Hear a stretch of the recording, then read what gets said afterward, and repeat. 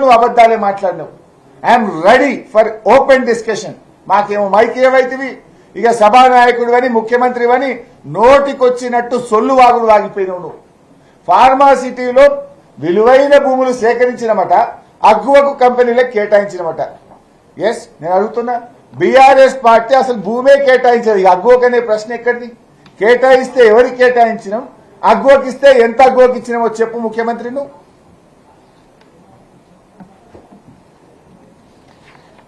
ఈరోజు ఆయన మాట్లాడుకుంటూ అంటాడు, రుణమాఫీ చేయొద్దంటున్నామట, మేము ఫీజు రియంబర్స్మెంట్ వద్దంటున్నామట.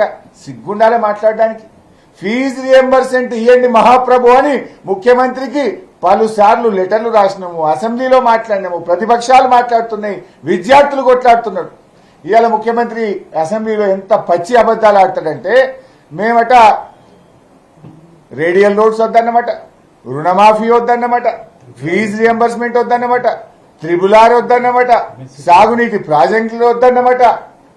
నేను ఛాలెంజ్ చేస్తున్నా, మీరే సాక్ష్యం, మీడియా సాక్షిగా, రాష్ట్ర ప్రజల్ని కూడా అడుగుతున్నా, అసెంబ్లీ సాక్షిగా ఒక ముఖ్యమంత్రి ఇంత పచ్చి అబద్ధాలాడే ముఖ్యమంత్రిని నా జీవితంలో వినలేదు, చూడలేదు. ఎక్కడన్నా బీఆర్ఎస్ పార్టీ అన్నట్టుంటే ఒక్క రుజువు చూపియండి. మేము ఉల్టా రుణమాఫీ ఎప్పుడు చేస్తావు ముఖ్యమంత్రి, నువ్వు చేస్తే 15 ఆగస్టులోగా నువ్వు రుణమాఫీ చేస్తే నేను రాజీనామా చేస్తాను సవాల్ చేసిన. నేను రుణమాఫీ చెయ్యమని నీ మెడలు వంచే ప్రయత్నం చేసిన. రుణమాఫీ చేస్తావా చేయవా నీ సంగతి ఏందో బండ్ల గుద్ది అసెంబ్లీలో నిన్ను ప్రశ్నించిన.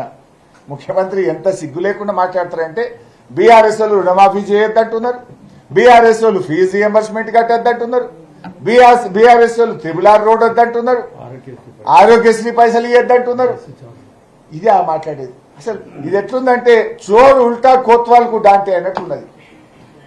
ఇయ్యంది నువ్వు, ఎగబెట్టింది నువ్వు, మోసం చేసింది నువ్వు.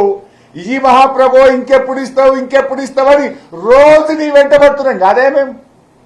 మేము ఇయ్యొద్దన్నాము, ఈ అభివృద్ధి మేము వద్దంటున్నామని ముఖ్యమంత్రి మాట్లాడితే అర్థం పద్ధం ఉండాలన్నా వద్దా? ఏమన్నా ఏం మాట్లాడుతున్నావు నువ్వు? ఒక్క ఆధారం అన్న ఉందా నువ్వు చెప్పేదానికి? అంటే ఆయన అన్ని కూడా చావు తెలివితేటలు, ఆయన భాషలో చెప్పాలంటే చావు తెలివితేటలు ప్రదర్శిస్తుండు. ఆరిపోయే దీపానికి వెలుతురు ఎక్కువ అన్నట్టు నీ పార్టీ ఎట్లా కథమైపోతుంది. నీ గ్రాఫ్ నీ ఏడాది పాలనలో పూర్తిగా పడిపోయింది. అందుకే నువ్వు గొంతు పెంచుకొని బిగ్గరగా మాట్లాడి ఏదో నేనున్నాను అని నీ ప్రజెన్స్ చూపించుకుంటే ప్రయత్నం చేస్తున్నావు. గొంతు పెంచినా, అరిచినా, గీ పెట్టినా, నువ్వు అల్లరి చేసినా, 2 గంటలు మాట్లాడినా తెలంగాణ ప్రజలు నిన్ను నమ్మరు. అయిపోయింది నీ పని. నీ చేతలతో చేయాలి తప్ప నువ్వు నీ మాటల గారడితోనో గొంతు చించుకుంటేనో ప్రజలు నిన్ను నమ్మరు. ఏంది నువ్వు చెప్పింది? అలా 2 లక్షల రుణమాఫీ మీద క్లారిటీ ఇయ్యలే, రైతు భరోసా మీద క్లారిటీ ఇయ్యలే, పంటల బీమా చేతులెత్తి పడేసింది అలా తుమ్మల నాగేశ్వరరావు. వానకాలంకు పంటల బీమా అన్నాడు, యాసంగికి వాయిదా వేసిండు. యాసంగికి పంటల బీమా అన్నాడు, ఇప్పుడు మళ్ళీ వచ్చే సంవత్సరం చూస్తా అంటుండు. ఇగో ఇది కాంగ్రెస్ తీరు. దొంగలకు సద్దులు కడుతున్నారు మీరు. ఇవాళ ముఖ్యమంత్రి గారు టనల్ విషయంలో కూడా మాట్లాడిండు. ఎస్ఎల్బీసీ టనల్ అట 10 కిలోమీటర్లుండే బీఆర్ఎస్ లో 1 కిలోమీటర్ అవ్వలేదు అంటుండు. అసెంబ్లీలో మాట్లాడిండు. I'm challenging the chief minister as